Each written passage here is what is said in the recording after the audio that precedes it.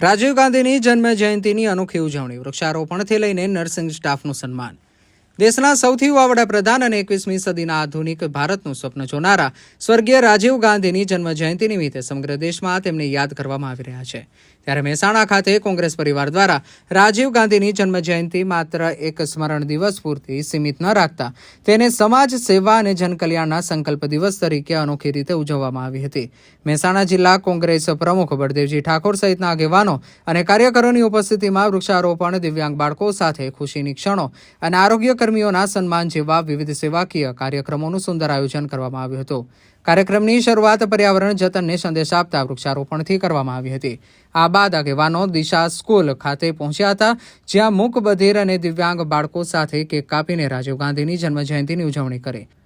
બાળકોના મુખ પર સ્મિત લાવવાનો પ્રયાસ કરાયો હતો. એટલું જ નહીં, માનવતા અને સંવેદનાનો સંદેશ આપતા મહેસાણા સિવિલ હોસ્પિટલ ખાતે રાત દિવસ દર્દીઓની સેવા કરતા તબીબો અને નર્સિંગ સ્ટાફની બહેનોનું સાલ ઉઠાડી ભાવભીનું સન્માન કરવામાં આવ્યું હતું. કોંગ્રેસના આગેવાનોએ રાજીવ ગાંધીના ટેકનોલોજી, યુવા શક્તિ અને આધુનિક ભારતના વિચારોને યાદ કરી યુવાનોને દેશની પ્રગતિ સાથે જોડવા આહ્વાન કર્યું હતું. વૃક્ષારોપણથી પર્યાવરણનો જતન સંદેશ, દિવ્યાંગ બાળકો સાથે નિસ્વાર્થ આનંદ અને આરોગ્ય ક્ષેત્રે સેવા આપતા કર્મચારીઓને સલામ. આ ત્રિવેણી સંગમ સાથે મહેસાણામાં રાજીવ ગાંધીની જન્મજયંતિ અત્યંત અર્થપૂર્ણ અને પ્રેરણાદાયી રીતે ઉજવવામાં આવી. રાજીવ ગાંધીના જીવન મૂલ્યો આજે પણ યુવાનો અને સમાજ માટે માર્ગદર્શક બની રહ્યા છે.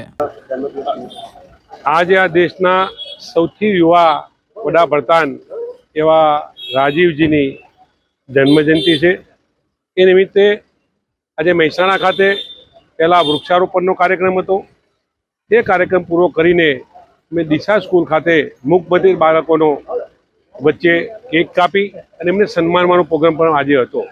સાથે સાથે મહેસાણા સિવિલ કોર્ટની મહેસાણા સિવિલ હોસ્પિટલની અંદર જે સારી સેવા બજાવી રહ્યા છે, 24 કલાક જે રાત દિવસ જોયા વગર જે સેવા બજાવી રહ્યા છે, એવા તમામ સૌ બહેનો અને ડૉક્ટરોનો સાલ ઉડાડી અને સન્માન કરવાનો કાર્યક્રમ આજે રાખેલો હતો.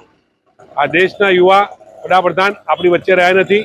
21મી સદીનું જેને સ્વપ્ન જોયું હતું અને આ દેશની અંદર મોબાઈલ હોય એ તમામ પ્રકારે આ દેશને આગળ લઈ જવાનું સપનું જોનાર રાજીવ ગાંધીની આજે 82મી જન્મજયંતિ નિમિત્તે આ કાર્યક્રમ કરવામાં આજે આવ્યો છે. દેશ અને દુનિયાના સમાચાર જોવા માટે અમારી ચેનલ MG લાઈવ ન્યૂઝને સબસ્ક્રાઇબ કરો અને બેલ આઇકોન પર ક્લિક કરો, જેથી રોજની અપડેટ આપને મળતી રહે. સાથે જ અમારું ફેસબુક અને